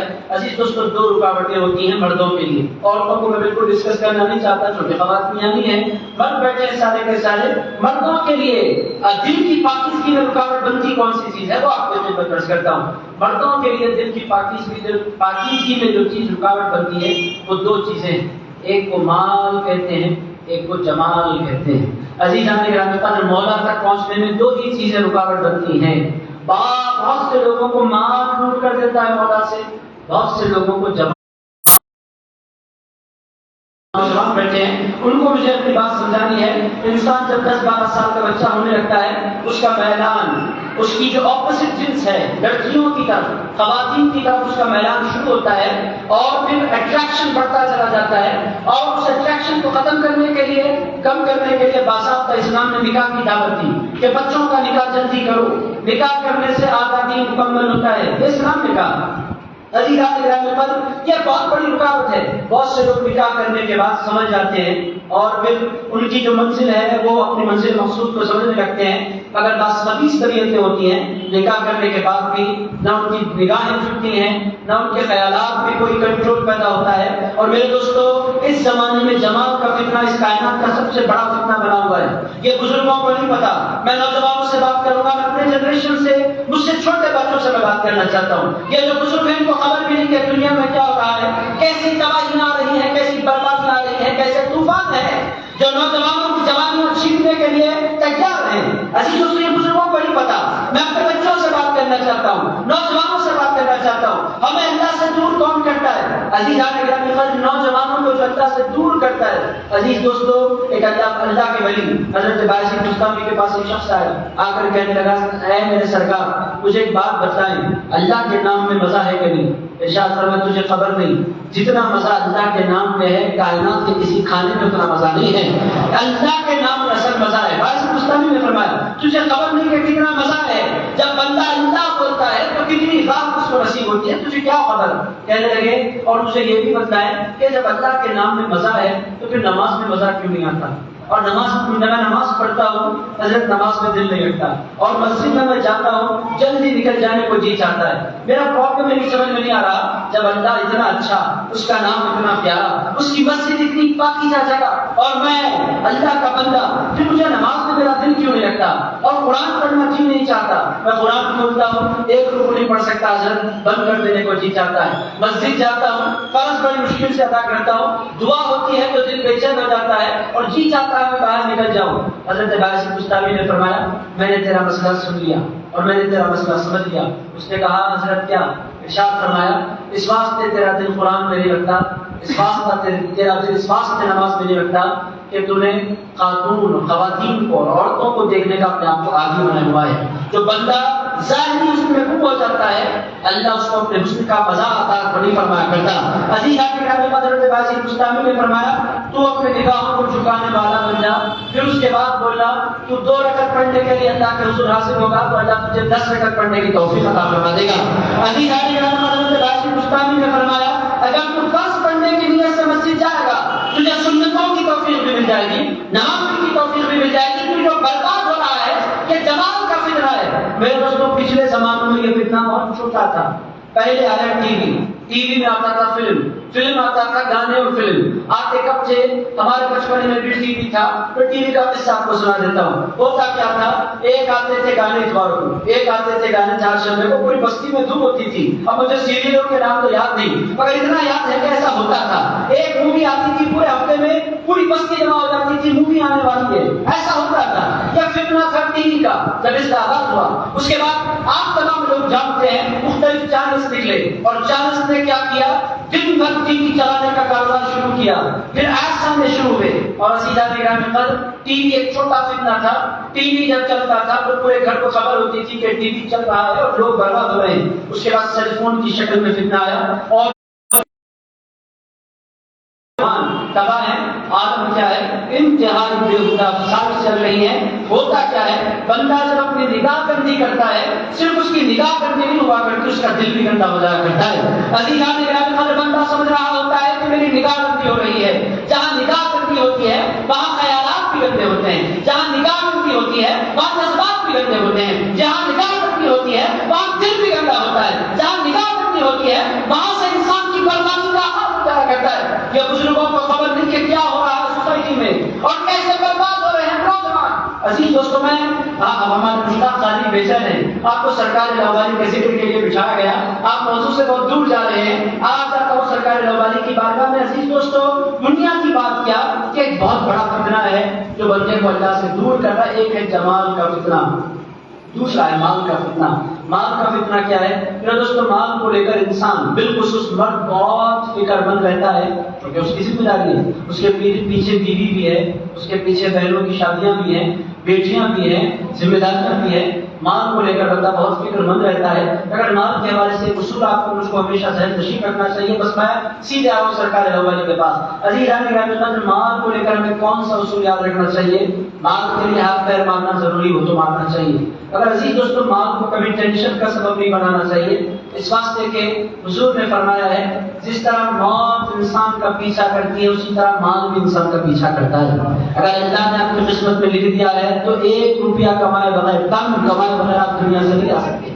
اللہ نے آپ کے آنے سے پہلے آپ کا اکاؤنٹ تیار کر دیا ہے، یہ بندہ زندگی میں اتنے کروڑ کمائے گا، آپ 1 روپیہ کم کمائے بغیر دنیا سے نہیں جا سکتے۔ عزیز دوستو اتنے لاکھ آپ کمائیں گے، اللہ نے لکھ دیا ہے، تو بس اللہ نے لکھ دیا ہے، کوشش کرنا چاہیے، فکر نہیں کرنا چاہیے۔ یہ جو فکر ہوتی ہے مال کی، بہت سی مرتبہ بندہ نماز بھی پڑھ رہا ہوتا ہے، دکان کی فکر چل رہی ہوتی ہے، کاروبار کا خیال چل رہا ہوتا ہے، اللہ سے بندے کا دل نہیں رکھتا، دل پاک نہیں ہوتا۔ یہ بہت بڑی فکر ہے، بہت بڑا فتنہ ہے مردوں کے لیے۔ 2 فتنے، ایک جمال کا فتنہ، ایک مال کا فتنہ۔ جب ان دونوں کی حقیقت کو بندہ سمجھ لیتا ہے نا تو نہ جمال رکاوٹ بن سکتا ہے نہ مال رکاوٹ بن سکتا ہے۔ اس کے بعد پھر بندہ اللہ کے حضور حاضر ہوتا ہے تو پھر دل کی ایسی گہرائیوں سے حاصل ہوتا ہے کہ وہ ہوتا ہے اس کا پروردگار ہوتا ہے۔ عزیز دوستو سرکار لاوالی قدس اللہ تعالی سرہ العزیز انہی بندوں میں سے ہیں جنہوں نے فتنوں سے اپنی حفاظت کی ہے، اپنے دل کو پاک کیا ہے۔ میرے دوستو جو بندہ دل کو پاک کر لیتا ہے نا ان بندوں کی بات ہی جدا ہوتی ہے، ان لوگوں کے معاملات ہی جدا ہوتے ہیں۔ مال کرنے والے بڑی 7 گنبد ہیں زبان میں، آپ لوگوں میں سے بہت سے لوگوں کو پتا ہوگا، بہت سے لوگوں کو نہیں پتا ہوگا۔ قطب شاہی بادشاہوں نے گنبدیں بنائی تھی، 7 بڑی بڑی گنبدیں ہیں، بہت خوبصورت گنبدیں۔ میرے دوستوں کوئی فاتحہ پڑھنے والا نہیں، کوئی وہاں جا کر کوئی چڑھانے والا نہیں، اتنی بڑی بڑی گنبدیں ہیں مگر ویران ہیں۔ ویران کیوں ہیں؟ اس واسطے ویران ہے کہ انہوں نے گنبد تو بنائی ہے، دل کو آباد نہیں کیا ہے۔ عزیزان گرامی قدر، اگر کسی اللہ کا ولی کسی جنگل میں بھی آرام کر رہا ہے نا، کوئی گنبد بھی نہیں ہے، تب بھی دنیا اس کے قدموں میں حاضری لگا دیا کرتی ہے۔ اس کو سمجھنا چاہتے ہیں تو صابر پاک کے پاس آپ جائیں، آپ کو اندازہ ہوگا۔ عزیزان گرامی قدر، صابر پاک کہاں آرام فرما رہے ہیں؟ وہ تھرکن کے کان کہیں کے جنگلوں میں، روڑکی نام بھی آپ لوگوں نے نہیں سنا ہوگا، کوئی بڑا مقام نہیں، وہ روڑکی تک پہنچنا ہے، وہاں سے پھر وہ گاڑیاں اور آٹو سے لینے ہیں، پھر پہنچنا ہے گلیہ شریف تک۔ آج بھی ایک جنگل ہے، اگر دنیا دیکھیں گیا غریب نواز کے پاس سب سے زیادہ حاضری حضرت صابر پاک کے پاس لوگوں کی ہوتی ہے۔ پھر دوستوں دنیا کیوں جا رہی ہے؟ انہوں نے مال پر محنت نہیں کی تھی، جمال پر محنت نہیں کی تھی، انہوں نے دل پر محنت کی تھی اور دل کو پاک کیا تھا۔ میرے دوستوں بہت ہو گئی باتیں، یہ موضوع بہت طویل، میرا جی نہیں چاہ رہا کہ میں موضوع بدلوں، مگر جلسے کا بھی ایک عنوان ہے اور بے چین ہونے جلسے والے وہ لوگ پریشان ہیں کہ آپ کو ایک موضوع پر بلایا گیا، بہت دور جا رہے ہیں۔ تو عزیز دوستوں بنیادی بات میں نے آپ کی خدمت میں عرض کی ہے کہ اللہ کے راستے آج بھی کھلے ہیں، بس ہمیں اس کے دروازے کو کھٹکھٹانے کی ضرورت ہے۔ کھٹکھٹائیں گے نا انشاءاللہ، ان باتوں کو سمجھیں گے نا انشاءاللہ۔ عزیز آپ کے یہ ایک بنیادی باتیں تھی۔ آئیے بالکل مختصر سی حاضری حضرت عبداللطیف لاہوری کی بارگاہ میں لگاتے ہیں کہ ہیں کون اور آئے کہاں سے ہیں، خاندان کیا ہے۔ میرے دوستوں بالکل مختصر سا تذکر آپ کی خدمت میں رکھ دیتا ہوں۔ حضرت عبداللطیف لاہوری قدس اللہ تعالی سرہ العزیز حضرت پیران پیر غوث الاعظم دستگیر کے 15ویں پوترے۔ کون سے پوترے ہیں؟ 15ویں پوترے۔ حضرت پیران پیر غوث الاعظم دستگیر کے 15ویں پوترے۔ حضرت سرکار عبداللطیف لاہوری کے 7 دادا، ان کا نام تھا سیف الدین یحییٰ حموی۔ سیف الدین یحییٰ ان کا نام۔ انہوں نے کیا حضرت سیف الدین یحییٰ حموی تک حضرت پیران پیر غوث الاعظم دستگیر کا ایک خاندان بغداد شریف میں رہا اور اسی خاندان میں غوث الاعظم دستگیر کی سجادگی رہی۔ یہ حضرت پیران پیر کے دوسرے بیٹے حضرت عبدالرزاق قادری قدس اللہ تعالی سرہ العزیز کی اولاد میں ہوتے ہیں۔ عزیز دوستو یہ خاندان نے مائگریٹ کیا عراق سے شام کی طرف، عراق سے سیریا کی طرف۔ سوریا بھی کہتے ہیں عربی میں، انگلش میں کہتے ہیں سیریا اور اردو میں کہتے ہیں شام۔ شام کی طرف حضرت عبداللطیف لاہوری کے 7ویں دادا حضرت سیف الدین یحییٰ حموی تشریف لے گئے۔ تو یہ خاندان بغداد سے نکلا اور یہ خاندان پہنچا ملک شام۔ پھر وہاں حضرت سرکار لاہوری کے 7 جنریشن گزرے۔ شام میں آج بھی وہ علاقہ موجود ہے، اس کو حما کہتے ہیں، حما وہ ایک علاقہ ہے ان کے شام کا۔ وہاں حضرت سرکار لاہوری کے 7 جنریشن گزرے۔ حضرت سرکار لاہوری غوث اعظم کے 15ویں پوترے تھے، 18 سال کی عمر تھی۔ ان کے کزن تھے، ان کا نام تھا حضرت، یہ 2 تھے، ایک کا نام تھا میران حسین بغدادی اور ایک کا نام تھا عبداللطیف لاہوری۔ غوث پاک کے 15ویں پوترے ہوتے ہیں۔ حضرت پیران پیر غوث الاعظم دستگیر میں جب حضرت سرکار لاہوری کی عمر مبارک 18 سال تھی، ارشاد فرمایا اے عبداللطیف تمہیں حما چھوڑ کر ہندوستان کی طرف جانا ہے۔ عزیزان گرامی قدر 18 سال میں سرکار لوالی نے عرض کیا سرکار ہندوستان میں مجھے کہاں جانا ہے؟ ارشاد فرمایا تمہیں ہندوستان میں ایک علاقہ ہے اس کو کرنول کہتے ہیں، وہاں پر تمہیں جانا ہے۔ عزیز دوستو اس سے پتہ کیا چل رہا ہے بڑے پیر رہتے بغداد میں ہیں، نظر پوری دنیا پر رکھا کرتے ہیں۔ عزیزان گرامی قدر محبوب زبان کس کو کہتے ہیں؟ اس ہستی کو کہتے ہیں۔ حضرت بلال بن غوث اعظم دستگیر کو ارشاد فرماتے ہیں نظرت الى بلاد اللہ زمان کسردلۃ علی حکم اتصالی، ارشاد فرماتے ہیں لوگوں میں اللہ کے شہروں کو ایسے دیکھتا ہوں جیسے تم ہتھیلی پر رائی کے دانے کو دیکھا کرتے ہو۔ علی رضی اللہ عنہ غوث اعظم دستگیر ارشاد فرماتے ہیں پوری کائنات کو ایسے دیکھا کرتا ہوں جیسے تم ہتھیلی پر رائی کے دانے کو دیکھا کرتے ہو۔ ارشاد فرماتے ہیں جانا ہے کرنول کو۔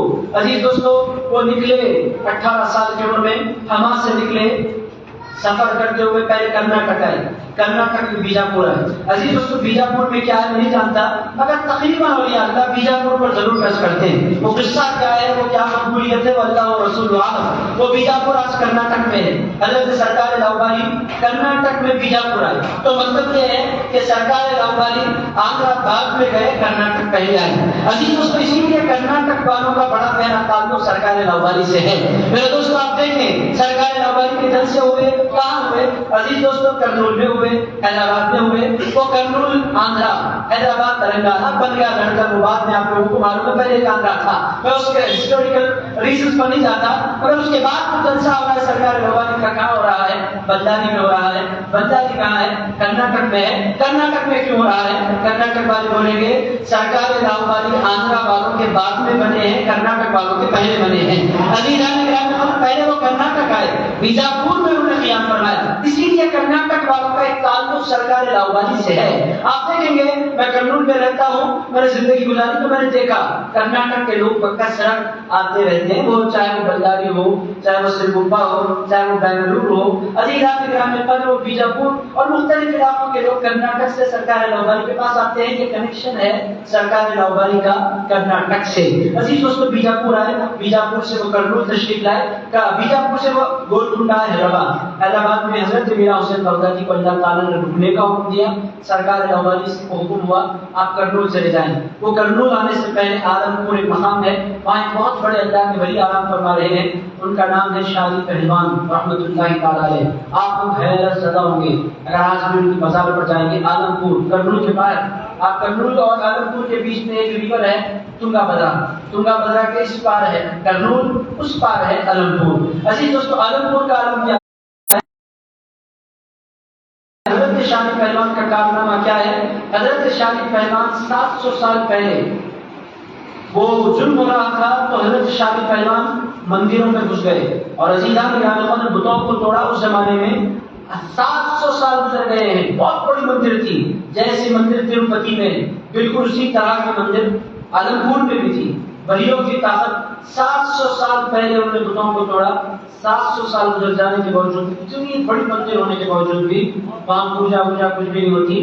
آج بھی فاتحہ ہوتی ہے تو شاہ علی پہلوان کی فاتحہ ہوا کرتی ہے۔ عزیز دوستو یہ اولیاء اللہ ہیں۔ اسی طرح یہ بات، اسی طرح کی بات اگر آپ دیکھنا چاہتے ہیں تو پھر کنڈا جائیں، وہاں بھی مندر کے درمیان، پورے مندروں کے درمیان آستانہ بنا ہوا ہے حضرت بابا فخر الدین کا، 100 روپے کی بزرگ ہے۔ آپ اگر یقین نہ ہے حیرت زدہ ہو جائے پوری مندر کے بیچ میں، یہ باتیں میدان میں اس زمانے میں نہیں بول سکتے، خطرناک حالات ہندوستان کے ہیں، مگر اولیاء اللہ نے یہ کام کیا۔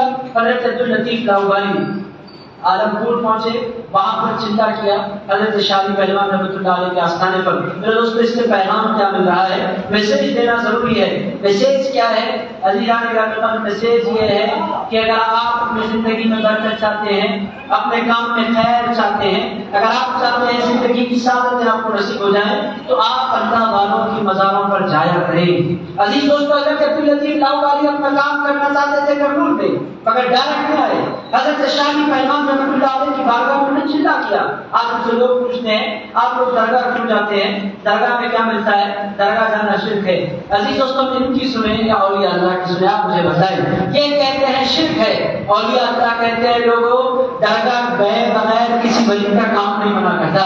کام بنانا چاہتے ہو تو ولیوں کے آستانوں پر حاضری دیا کرو۔ میرے دوست حضرت عبداللطیف لاؤبالی نے حضرت شاہ علی پہلوان کے آستانے پر چندہ کیا، اور اسی طرح حضرت خواجہ غریب نواز اندربلی نے جس کے آستانے پر چندہ کیا، حضرت داتا گنج بخش علی اجمیری کے آستانے پر چندہ کیا۔ آپ تمام لوگ جانتے ہیں گنج بخش فیض عالم مظہر نور خدا ناقصانہ پیر کامل کاملانہ رہنما حضرت خواجہ غریب نواز اندربلی جب ہندوستان کی جانب آنے لگے، داتا گنج بخش علی اجمیری کا آستانہ لاہور میں، وہ بہت بڑے ولی ہیں لاہور میں، پاکستان کے سب سے بڑے ولی داتا گنج بخش علی اجمیری۔ حضرت خواجہ غریب نواز نے 40 دن تک چندہ کیا حضرت داتا گنج بخش علی اجمیری کے آستانے پر۔ میرے دوستوں، اس سے پتا کیا چل رہا ہے؟ اگر آپ سے کوئی پوچھے درگاہ کیوں جاتے ہیں، آپ جواب میں بولیں درگاہ جانا ہم نے کسی مولانا سے نہیں سیکھا، درگاہ جانا ہم نے خواجہ غریب نواز سے سیکھا ہے۔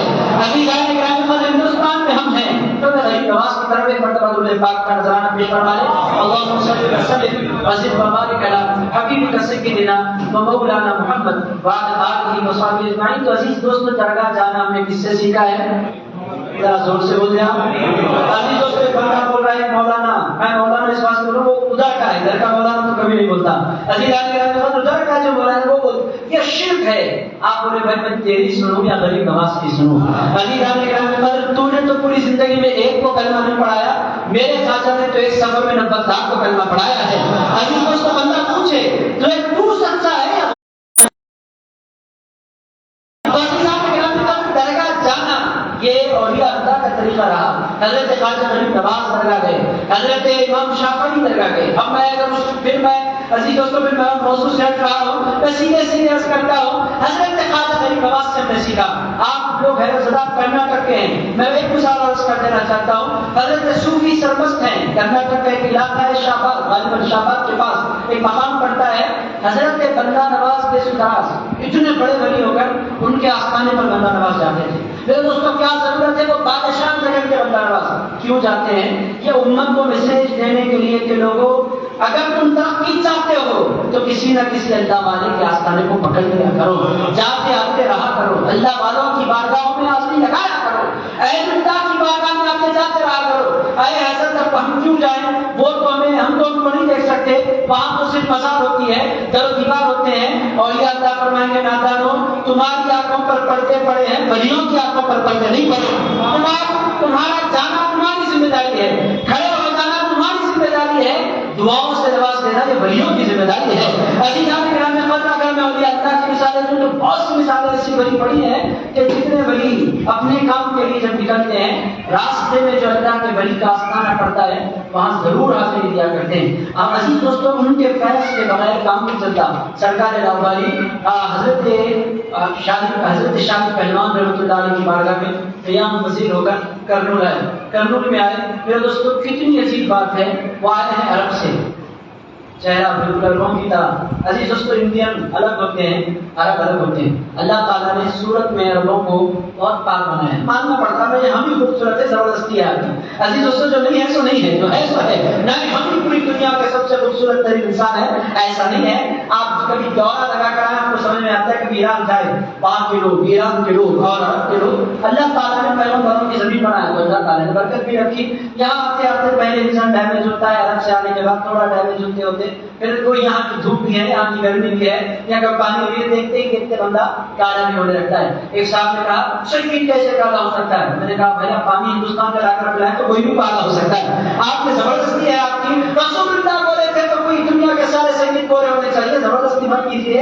یہ جو انسان گورا کالا ہوتا ہے حالات کی وجہ سے ہوتا ہے، غذا کی وجہ سے ہوتا ہے۔ ایک بندہ مسلسل اے سی میں ہے، بندہ مسلسل دھوپ میں ہے، اے سی میں رہنے والا گورا ہو جاتا ہے، دھوپ میں رہنے والا کالا۔ عزیز دوستو، یہ کالا گورا کچھ بھی نہیں ہے۔ بہرحال حضرت سرکار لاہوری آئے تھے عرب سے، تو بہت ہینڈسم تھے، بہت گورے، بہت خوبصورت۔ بولتے کون سی زبان تھے؟ بولتے تھے عربی زبان، چونکہ عربی ان کی زبان تھی۔ مگر عزیزان کرام کام ان کو کرنا تھا، تیلگو ان کو سیکھنی تھی، کنڑی، تیلگو، یہ زبان یہاں کی اس زمانے کی پرانی زبان ہے، کام ان کو کرنا تھا۔ حضرت سرکار لاہوری نے زبانیں سیکھنی شروع کی۔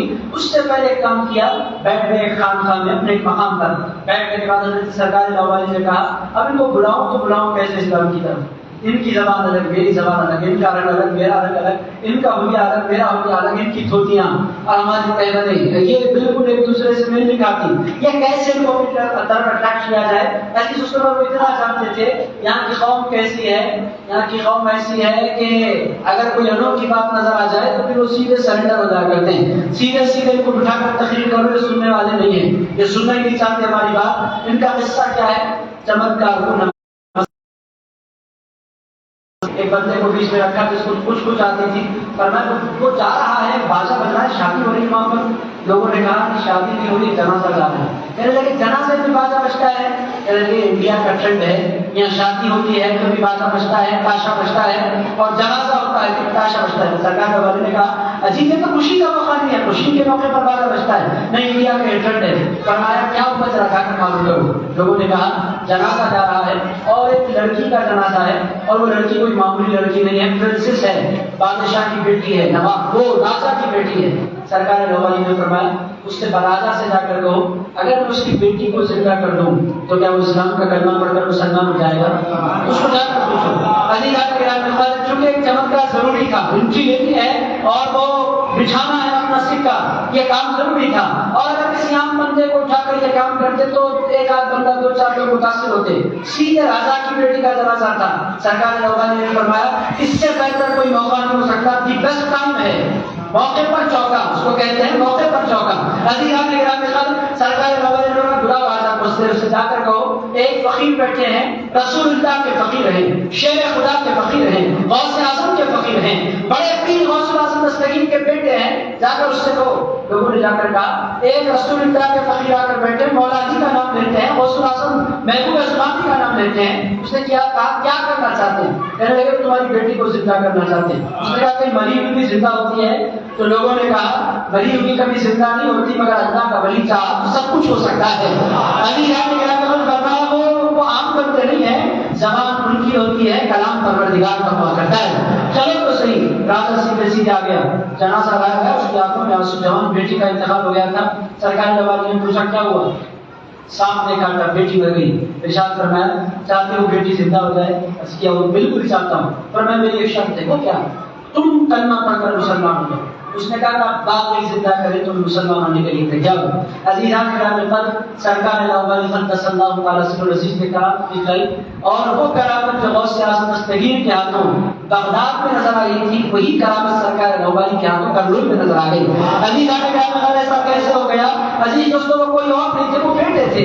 عزیز دوستوں باپ کا علم اگر بیٹے کو نہیں آئے تو پھر دنیا میں کس کو آئے گا؟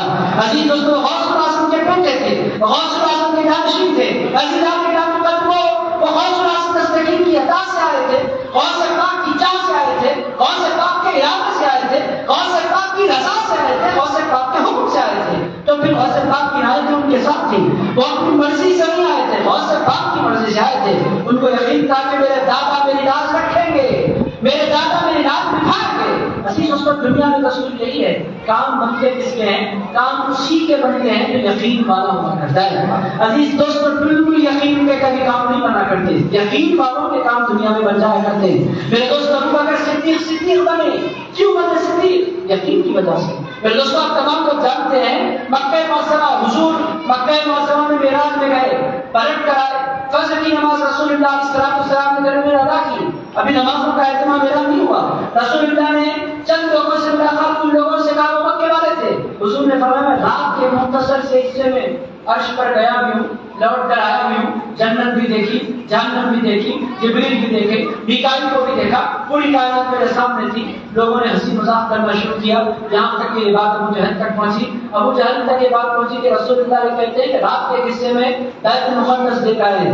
وہ سیدھے رسول اللہ کے پاس نہیں آیا، سیدھے پہنچا حضرت ابوبکر صدیق کے گھر، دروازہ کھٹکھٹایا. صدیق اکبر نے دروازہ کھولا، پوچھا کیا کہنا چاہتا ہے ابو جہل؟ کہنے لگا تمہیں پتا ہے مجھے ایک بات کا آنسر دو. انہوں نے کہا وہ کیا؟ اس نے کہا کہ ایک بات تم مانتے ہو کہ بندہ رات کے مختصر سے حصے میں مکے سے نکل کر بیت المقدس فلسطین جا کر آ جائے؟ حضرت ابوبکر صدیق نے فرمایا یہ بات کس نے کی؟ اس نے کہا یہ بات کسی اور نے نہیں کی ہے، جس کا تم کلمہ پڑھتے ہو نا وہ محمد رسول اللہ نے بات کہی ہے صلی اللہ علیہ وسلم۔ حضرت ابوبکر صدیق نے فرمایا میرے سرکار نے کیا کہا؟ تو سرکار نے فرمایا کہ وہ رات کے قصے میں فلسطین جا کر آئے ہیں۔ حضرت ابوبکر صدیق نے فرمایا فلسطین تو چھوٹی بات ہے، اگر میرے سرکار بولے عرش پر جا کر آیا ہوں بغیر کسی دلیل کے میں مان لوں گا۔ لوگوں کا کیسے مانو گے؟ ارشاد فرمایا جب ان کے کہنے پر بغیر دیکھے کو اللہ کو مان لیا ہے تو فلسطین کے جا کر آنے کو ماننا کون سی بڑی بات ہے؟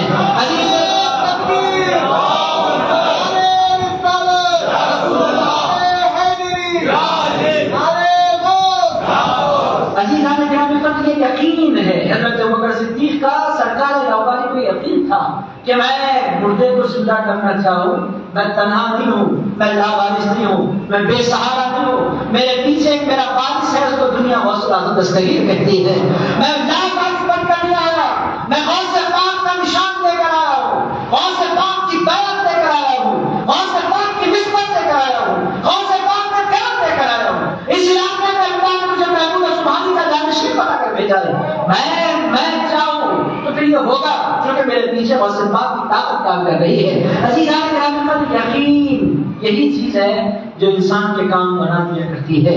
میرے دوستو ہمارے پاس یقین میں کمی آ گئی، اسی واسطے وہ چیزیں ہم سے نہیں ہو رہی جو ماں اسلام سے ہو جایا کرتی تھی، آج کمی آتی جا رہی ہے یقین میں۔ بہرحال عزیز دوستو سرکار لاہوری نے اس لڑکی کو زندہ کیا، دیکھتے ہی دیکھتے ہزاروں لوگ اسلام کے دامن میں آ گئے، اور کرنول میں اس سے پہلے بھی اسلام آیا تھا، مگر سرکار لاہوری کے آنے کے بعد اسلام کو ایک ایسی زندگی ملی، مسلمانوں کو ایک نئی طاقت ملی۔ میرے دوستو آج بھی مسلمانوں کو طاقت کی ضرورت ہے۔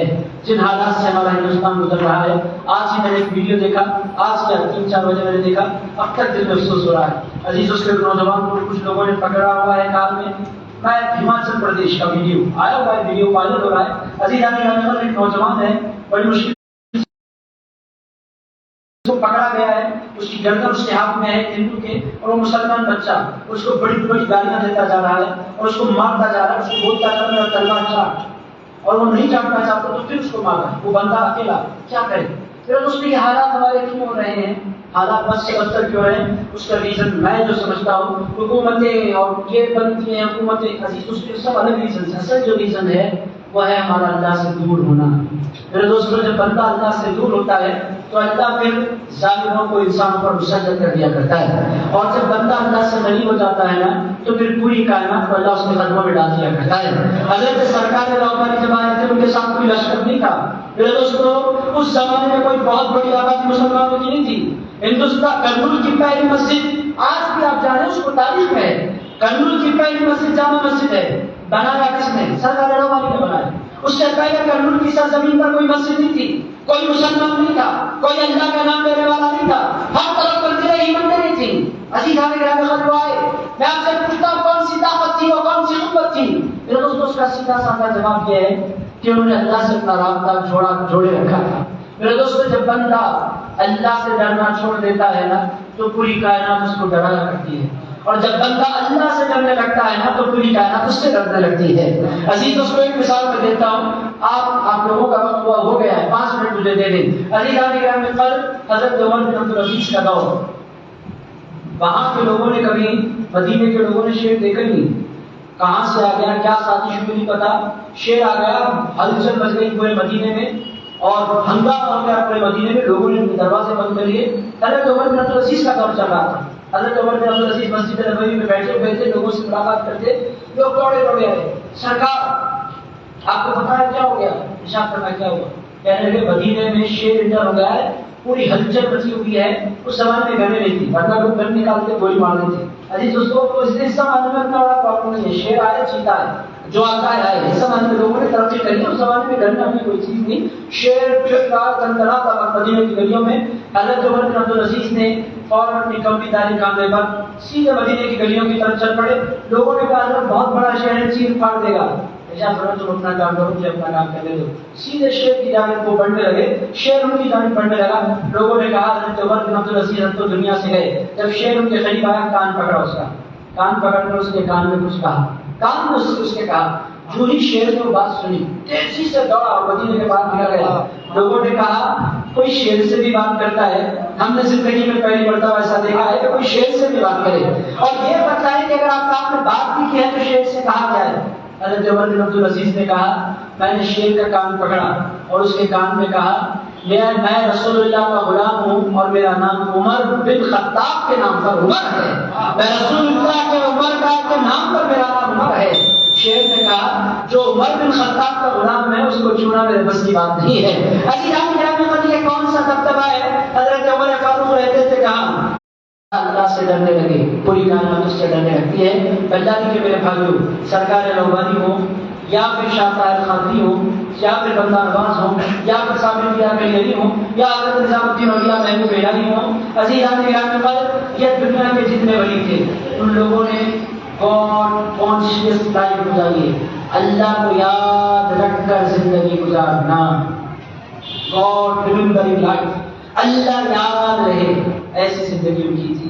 میرے دوستو، سرکار لوبانی کی پوری زندگی میں نہیں کر سکتا، 2-4 منٹ میرے پاس میں تیزی سے عرض کر دیتا ہوں۔ عزیز دوستو، سرکار لوبانی یہاں آئے اور پھر اپنا کام شروع کیا۔ ماحول کفر کا تھا، اس کفر کے ماحول کو ایمان کے ماحول میں بدلا۔ آج بھی آپ آندھرا کے سلسلے اٹھا کر دیکھیں، سب سے زیادہ مسلمان آندھرا میں کس قصبے میں پائے جاتے ہیں، کس ڈسٹرکٹ میں پائے جاتے ہیں؟ تو پورے سروے نے کہا سب سے زیادہ مسلمان آج بھی پورے آندھرا میں کسی علاقے میں پائے جاتے ہیں تو کرنول میں پائے جاتے ہیں۔ کرنول میں مسلمانوں کی سب سے بڑی آبادی ہے۔ وجہ کیا ہے؟ وہاں حضرت عبداللطیف لاہوری آرام فرما رہے ہیں۔ عزیز دوستو، سرکار لاہوری قدس اللہ تعالیٰ سے عزیز کا کمال کیا، 40 سال کی عمر میں نکاح فرمائے، اللہ تعالیٰ نے بیٹے دیے، بیٹے کو گود میں لیتے، ولی ہوتا تو دعا دیتے اللہ اس عمر میں برکت دے، ولی نہیں ہوتا تو فرماتے ہاتھ یہ مردہ ہے۔ عزیز اس پر نے 8 بیٹے عنایت فرمائے، 3 بیٹے ختم ہو گئے، 4 بیٹے زندہ رہے۔ پہلے بیٹے عبداللہ عبدال قادری، ان کی اولاد میں سے میں موجود ہوں آپ کی خدمت میں گناہگار۔ ہمارا خاندان مشتق کرنول میں ہے، ہمارے بابا بھی، ہمارے دادا بھی، آپ میں سے بہت سے لوگوں نے ہمارے دادا حضرت رحمۃ اللہ تعالیٰ کو دیکھا، پردادا حضرت ہمارے یہاں آتے تھے، سکر دادا ہمارے یہاں آتے تھے، دستگیر صاحب رحمۃ اللہ علیہ۔ ہمارا بلداری سے کنیکشن کب سے ہے؟ 5-6 مسئلے گزر گئی بلداری آتے جاتے۔ عزیز دوستو، کرناٹک میں ہمارا سب سے گہرا تعلق کون سے علاقے سے رہا؟ میں آپ کو بولوں 6 مسئلے گزر گئی ہماری کرناٹک آتے ہوئے۔ یہ حضرت عبداللہ عبدال قادری، عبداللہ عبدال قادری جو بڑے بیٹے ہیں وہ شہید ہوئے، جنگ کرتے ہوئے شہید ہوئے۔ وہ کہاں ہوئے؟ چتا درگا ایک علاقہ ہے، وہ کہاں آتا ہے؟ وہ بھی کرناٹک میں آتا ہے۔ ہمارے دادا حضرت عبداللہ عبدال قادری سرکار لاہوری کے بڑے بیٹے شہید ہوئے کرناٹک کی سرزمین پر۔ مجھے لوگوں نے پچھلے سال بلایا، بنگلور سے 2 گھنٹے کا سفر تھا چتا درگا، میں فلائٹ سے گیا حیدرآباد سے بنگلور، پھر وہاں جلسے والے آئے، وہ لوگ مجھے لے کر گئے چتا درگا۔ میں بلداری سے بھی میں نے سنا ہے کہ وہ ہاسپٹل سے ہوتے ایک راستہ کٹتا ہے، مجھے نہیں پتا، مگر وہاں میں گیا، وہاں وہ میدان بھی ہے جہاں حضرت عبداللہ عبدال قادری نے جہاد کیا تھا، وہ میدان بھی آج موجود ہے، یہاں وہ شہید ہوئے۔ دوسرے بیٹے ہیں حضرت موسیٰ قادری، وہ بھی کرناٹک میں آرام فرمائے بیجاپور میں۔ عزیز میں یہ سب کچھ آپ کو کیوں بتا رہا ہوں؟ آپ لوگوں کا جو تعلق ہے، لوگ سمجھتے ہیں یہ کرنول والے آ کر بلداری میں اپنی باتیں چلا رہے ہیں، قصہ کیا ہے؟ بھائی یہ بلداری والے غیر نہیں ہیں، یہ بلداری والے ہمارے ہیں۔ عزیز ہمارا بہت گہرا کنیکشن ہے۔ لوگ کہتے ہیں آپ لوگ نئے آئے ہیں، بھائی آپ شاید نئے آئے ہیں کوئی اور، مگر ہم یہاں نہیں آئے، ہمارے باپ بھی آئے، ہمارے دادا بھی آئے، پردادا بھی آئے، سکا دادا بھی آئے۔ عزیز ہمارے اوپر کے جو دادا ہے، ہمارے 10ویں دادا کسی اور علاقے میں شہید نہیں ہوئے، کرناٹک کے لوگوں کے پروٹیکشن میں انہوں نے اپنی جان دی ہے۔ یہاں کے ہندوؤں کا جب ظلم ہوا یہاں کے راجا کا، تو باضابطہ جہاد کرتے ہوئے انہوں نے اپنی جان دی تھی۔ ان کا نام تھا عبداللہ عبدال قادری۔ عزیز شہید ہوئے کرناٹک میں، اور پھر باضابطہ ان کی لاش مبارک پہنچائی گئی کرنول، اور کرنول میں سرکار لاہوری کے پہلو میں تلوار کے ساتھ وہ دفن ہو گئے۔ تلوار نکالنے کی بڑی کوشش کی گئی، مگر انتقال کے بعد، چونکہ اللہ نے فرمایا شہید زندہ ہوتا ہے، عام طور پر انسان مرتا ہے تو اس کی گرفت ختم ہو جاتی ہے۔ حضرت عبداللہ عبدال قادری شہید ہونے کے باوجود بھی ان کی تلوار کی گرفت اسی طرح مضبوط تھی، اور لاکھ کوششیں کی گئی، اس کے بعد بھی ان کی تلوار نکالنے کی، تلوار نکال نہیں پائے۔ لوگوں نے کہا تلوار نکالنا ممکن نہیں ہے، اس واسطے کہ ہاتھ عبداللہ عبدال کا ہے، طاقت مولا مشکل کشا کی کام کر رہی ہے۔ شیر خدا کا یہ بیٹا ہے، شیر خدا کی طاقت کام کر رہی ہے، تلوار کے ساتھ دفن کرو۔ حضرت عبداللہ عبدال قادری کرنول میں دفن ہے۔ دوسرے بیٹے حضرت موسیٰ قادری وہ بیجاپور میں آرام فرمائے۔ تیسرے بیٹے ہیں پیر شاہ محی الدین ثانی، حیدرآباد میں ان کا آستانہ ہے. انہی کی اولاد میں پھر موسیٰ قادری پیدا ہوئے. انہی کی اولاد میں آپ لوگوں نے کاظم پاشا رحمۃ اللہ تعالیٰ علیہ کو دیکھا ہے، بلاری وہ ہے کاظم پاشا رحمۃ اللہ علیہ. عزیزان گرامی قدر حضرت پیر شاہ محی الدین ثانی کی اولاد میں ہوتے ہیں. پیر شاہ محی الدین ثانی کی خصوصیت کیا تھی؟ عزیز دوستوں، ان کی شکل، ان کی صورت، ان کا حلیہ، وہ دکھنے میں بالکل غوث اعظم دستگیر کی طرح نظر آتے تھے. عزیز دوستوں، اسی لیے ان کا نام پیر شاہ محی الدین ثانی رکھا گیا تھا. ان کی داڑھی بھی بالکل غوث پاک کی طرح تھی. پھر دوستوں کو دعا چاہتا ہے حضرت پیر شاہ محی الدین ثانی کے خواب میں غوث اعظم تشریف لائے، لا کر ارشاد فرمایا محی الدین عرض کیا سرکار، فرمایا تیرا چہرہ بھی بالکل میری طرح ہے، تیرا رنگ بھی میری طرح ہے، یہاں تک کہ تیری داڑھی بھی میری طرح ہے. حضرت پیر شاہ محی الدین ثانی نیند سے بیدار ہوئے، اپنی داڑھی کو ایک مٹھ میں پکڑا، نیچے جو داڑھی آتی تھی ساری داڑھی کاٹنے لگے. لوگوں نے کہا اتنی خوبصورت داڑھی آپ کاٹ کیوں رہے ہیں؟ کہنے لگے کبھی غلام سرکار کے برابر نہیں ہو سکتا. غوث اعظم ہے، بیٹا بیٹا ہے، تو ان کی طرح کیسے ہو سکتا ہوں؟ عزیزان گرامی قدر پیر شاہ محی الدین ثانی ہیں، چوتھے بیٹے ہیں. ان سے آپ تمام کا کنیکشن ہے بڑا گہرا. عزیزان گرامی قدر چونکہ آپ سے سب سے زیادہ قریب یہی رکھتے ہیں. چوتھے بیٹے سرکار لاہوری کے کون ہیں؟ چوتھے بیٹے کا نام ہے شاہ طاہر خالدی. یہ کہاں آرام فرما رہے ہیں؟ یہ ازولی میں آرام فرما رہے ہیں. عزیزان گرامی قدر بنگالی والوں کو کنیکشن سب سے زیادہ کس سے ہے؟ شاہ طاہر خالدی سے.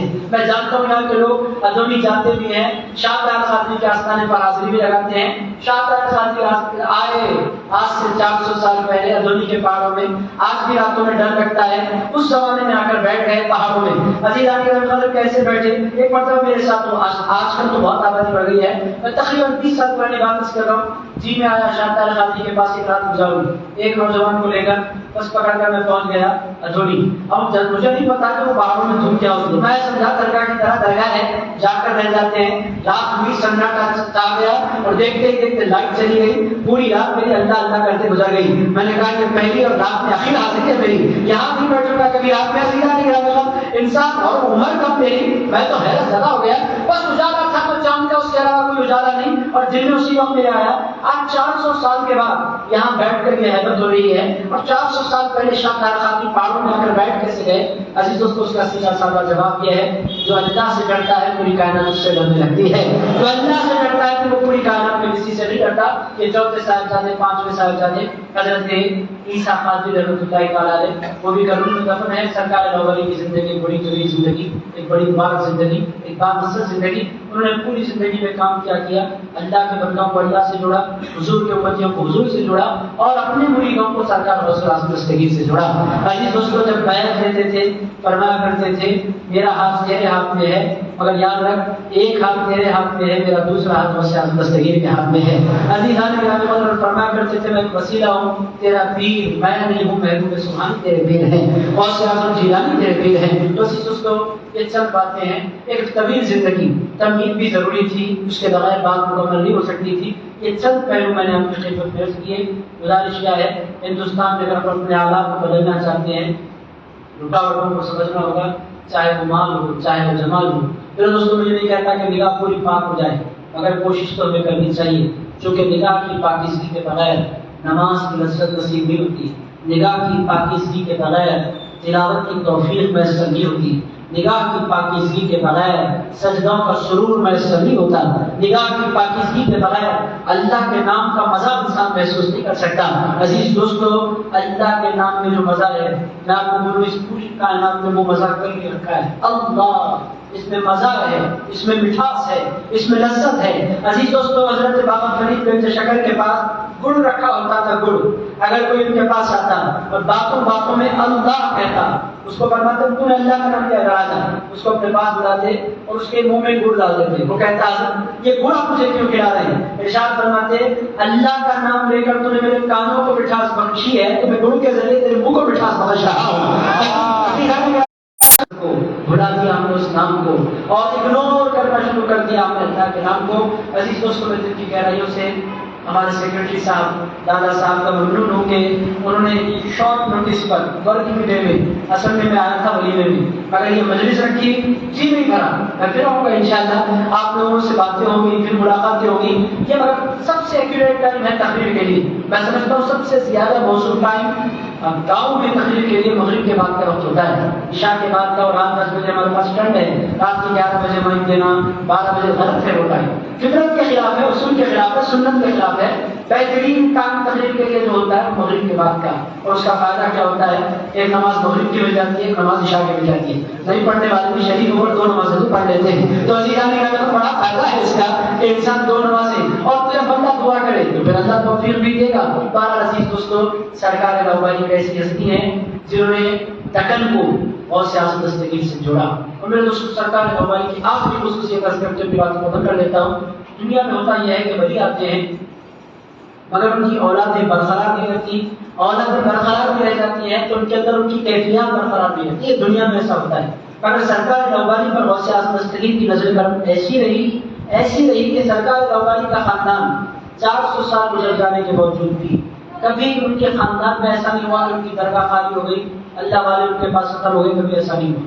عزیز دوستو, ہر زمانے میں ان کے خاندان میں اللہ والے بھی پیدا ہوتے رہے اور پیر بھی پیدا ہوتے رہے. عزیز دوستو, طریقت کا سلسلہ ہر زمانے میں ان سے چلتا رہا. ہمارے دادا حضرت رحمۃ اللہ علیہ کو میں نے دیکھا, ان بزرگوں نے, 2 بزرگ بیٹھے ان لوگوں نے ضرور دیکھا ہوگا. میرے دوستو, آخری بات, چونکہ آپ لوگوں کو اندازہ ہو کہ یہ کیسے ہوتا ہے. میں چھوٹا تھا, میری عمر میں 5-6 سال کا, ہماری دادی اور دادا کے ساتھ میں بچپن میں دادا دادی کے ساتھ مشورہ کرتا تھا. تو مجھے اچھی طرح یاد ہے ہمارے جب دادا حضرت سوتے تھے تو میں اماں جی سے, ہماری دادی اماں جی کہتے تھے, میں اپنی دادی سے پوچھا کرتا تھا آپ کو کیسے پتا چلتا ہے کہ دادا حضرت سو گئے؟ ارشاد فرمایا مجھے بتایا تھا ذرا. میں جب قریب گیا پر میں نے دادا حضرت کے ہاتھ میں دیکھا تو میں نے دیکھا کہ ان کی آج تک وہ منظر یاد ہے. وہ جب سوتے تھے تو جب ان کی نیند لگتی تھی تو خود بخود ان کی انگلی شہادت کے لیے کھل جایا کرتی تھی. اشہد ان لا الہ الا اللہ, یہ سونے کی علامت ہے. عزیزان گرامی, کا مطلب یہ ہے کہ جب تک جاگتے رہیں زبان سے ذکر ہوتا رہے, اور جب سو جائیں تو دل سے ذکر ہوتا رہے. اس کی گواہی کے طور پر انگلی اٹھا دی جاتی ہے. اشہد ان لا الہ الا اللہ, یہ انگلی اٹھی ہوتی. اور ارشاد فرماتے ہیں جب یہ بند ہو جائے, وہ اگر آنکھ بند بھی رکھیں تو سمجھ جانا کہ دادا حضرت اٹھ گئے. عزیزان گرامی, اگر ان کی انگلی کھل گئی سمجھ لینا کہ ان کی آنکھ بند گئی. عزیز دوستو, یہ ہوتے ہیں اللہ والے. ایسی ہوتی ہیں ان کی زندگیاں کہ وہ جاگے تو بھی اللہ کو یاد کرے, وہ سوئے تو بھی اللہ کو یاد کرے. یہ برکت اللہ تعالیٰ نے سرکار لوبالی قدس اللہ تعالیٰ عزیز کے خاندان میں رکھی.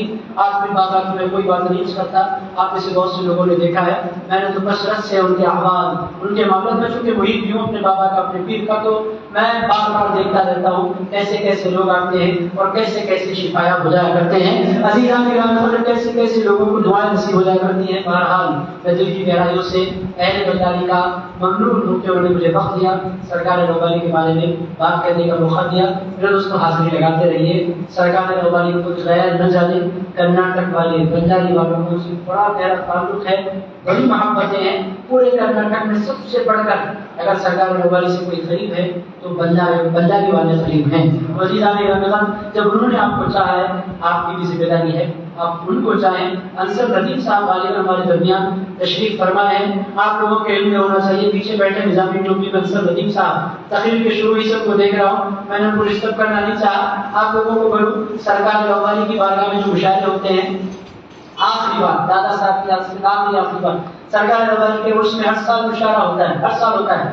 پچھلے 100 سال سے چل رہا ہے غالباً اردو کا مشاعرہ. جب سے اردو چل رہی ہے مشاعرہ چل رہا ہے. ہمارے پردادا حضرت کرتے تھے, دادا حضرت کرتے تھے, بابا کر رہے ہیں. مشاعرہ بہت قدیم. آپ ہمارے مشاعرے کو اس طرح لوٹا کس نے ہے, آپ لوگ حیرت زدہ ہوں گے. حیدرآباد کے بڑے بڑے شاعر ہوئے تھے, مگر حیدرآباد کے شاعروں کی موجودگی میں جس نے سرکار لوبالی کے مشاعروں کو لوٹا وہ کوئی اور نہیں تھے, بنجاری کے شاعر انصر ندیم صاحب تھے جو ہمارے درمیان موجود ہیں. حیدرآباد کے شاعروں نے کہا یہ بنجاری میں اردو اتنی اچھی کہاں سے آ گئی؟ میں بولا بھائی وہ تو سرکار لوبالی کی عنایتیں ہیں جو بنجاری پر ہیں. عزیزان کی رحمت, انصر ندیم صاحب ٹھہرے اور ایسا کلام انہوں نے پیش کیا کہ حیدرآباد کے پورے شاعر 10 بڑے شاعر حیدرآباد کے ہوئے تھے. ان لوگوں نے کہا وہاں تو اردو زندہ نہیں ہے, وہ کرناٹک کی سرزمین ہے, کنڑی بولی جاتی ہے. میں بولا کنڑی بولی جاتی ہے مگر شاعری بھی بنجاری میں ہوا کرتی ہے, اور اس کی مثال انصر ندیم صاحب درمیان میں موجود ہے. تو اسی دوستوں آپ لوگوں کے پاس ذوق ہے وہ بڑی عمر کو پہنچے, اللہ آپ کو سلامت رکھیے. یہ ذوق ہماری آنے والی نسلوں میں بھی منتقل ہونا چاہیے. میری تمنا یہ ہے آپ لوگوں کی وساطت سے کہ مشاعروں کا, اردو کا, اردو دانی کا, سماع کا, علم کا ذوق شوق اپنے اندر پیدا کریں. میں پھر شکریہ ادا کرتا ہوں, اللہ رب العزت کی بارگاہ میں دعا کرتا ہوں, اے پاک پروردگار ہمارے جمع ہونے کو قبول فرما. اے پروردگار ہم تمام کو مال کے فتنوں سے بچا، جمال کے فتنوں سے بچا، حسن کے فتنوں سے بچا۔ اے پروردگار نوجوانوں کو پاکیزہ نگاہ عطا فرما، اے اللہ پاکیزہ قلب عطا فرما، اے اللہ ہم تمام کو پاکیزہ دل عطا فرما۔ اے اللہ تو دل دیکھتا ہے مولا، ہمارے دلوں کو پاکیزگی عطا فرما۔